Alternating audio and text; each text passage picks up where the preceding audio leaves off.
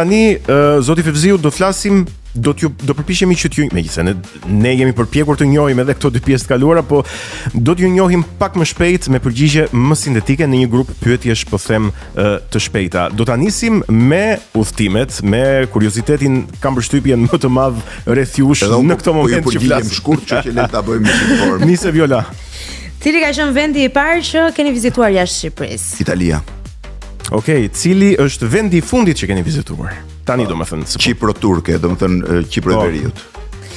Cili është vendi i radhës që po planifikoni ta vizitoni?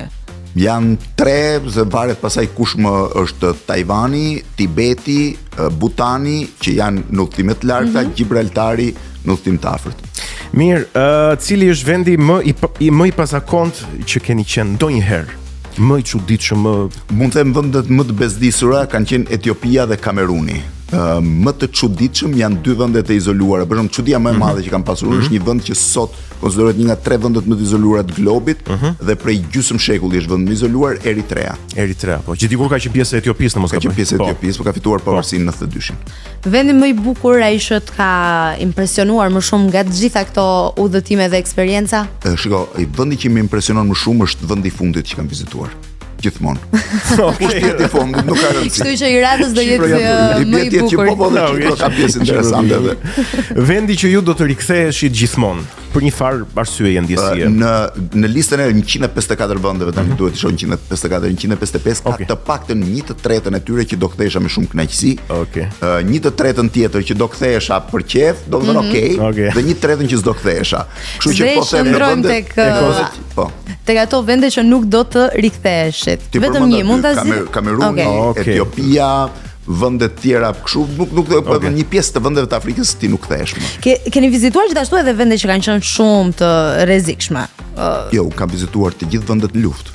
Dhe duke nisur që nga lufta, vetëm luftën e Bosnjës nuk kam qenë, të gjithë luftrat e tjera që janë bërë në 30 vitet e fundit kam qenë prezant. Pyetja ime është, a do riktheheshit në një vend ku ka një situatë konflikti aktuale, sa herë që t'ishte nevoja? Rreziku është adrenalin.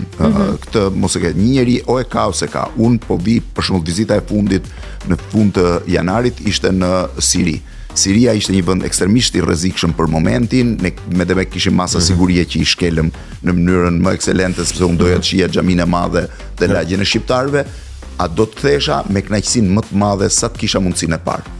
Domethënë, pavarësisht rrezikut, pavarësisht asaj fjalës që na dhanë dhe një mesazh get out of Damascus in 15 minutes, unë prap do kthehesha me shumë kënaqësi. Domethënë nuk e kam këtë problem me rrezikun. Nga videot unë kam parë që ka qenë eksperiencë që ju e keni shijuar shumë.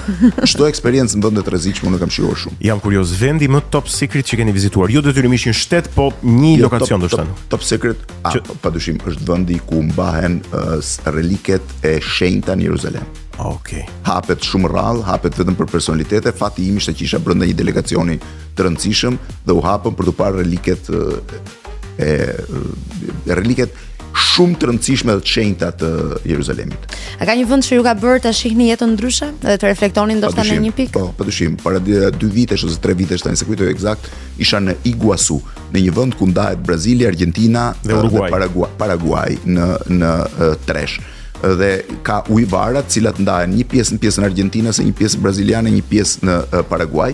Unë i vizitova të 3 këto, megjithëse Brazilin e Argjentinë kisha vizituar dhe më parë, por shkova dhe Ciudad del Este në Paraguay dhe në Iguasu në pjesën braziliane gjeta shoqëruesi im më morin në qytetin e tij me vete dhe gjeta me 10 italian, gjerman, polak, ukrainas, të cilët ishin vendosur aty në vitet 20-30 të shekullit kaluar si emigrant, sot ishin krejtësisht pa shpresë, jetonin me rroga $70-75 në muaj, me pantofla, me një palbrek dhe një t-shirt dhe më thoshin ata jam nga Italia. Ishin edhe të bardhë, po them në paraqitje. Komplet si një italian normal. Po. Nuk mbanin mend madje as vendin e origjinës, thoshte jam nga Italia, në njëri thoshte jam nga Piacenza, në një që kujtoi, në një thoshte jam nga Gjermania, nga Dortmundi.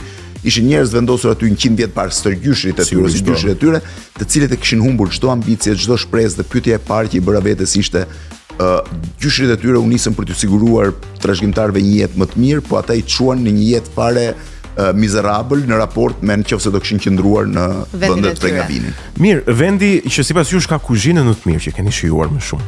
Shiko, çdo vend ka kuzhina të jashtëzakonshme, jo këto tradicionale, zakonisht në vende si Franca, Italia që mbajnë me kuzhina të janë shumë turistike. Mua për shembull kuzhinë mahnice për mua ka pasur Irani. Kuzhina persiane e vjetër është një nga kuzhinat më të rralla që mund të provosh. Qyteti i preferuar në Shqipëri dhe pse, edhe ca arsye për ta? Në Shqipëri kam, shiko, Tirana është pjesë e zemrës e jetës time, qyteti preferuar është Gjirokastra. Gjirokastra. Është qyteti i jashtëzakonshëm, jo vetëm për Shqipërinë, por nëse mund ta merrë dhe ta vendosë kudo në botë, është një qytet mahnitës. Ka edhe një mikpritje të jashtëzakonshme. Mikpritja është kudo në Shqipëri, nuk mund thuash që në Shqipëri nuk ka mikpritje, natyrisht Gjirokastra, Berati, Korça e kanë më të theksuar se sa qytetet e tjera. Nga eksperjenca ime personale, por Gjirokastra është qytet me plot mistere, histori, çdo turist do të manitej.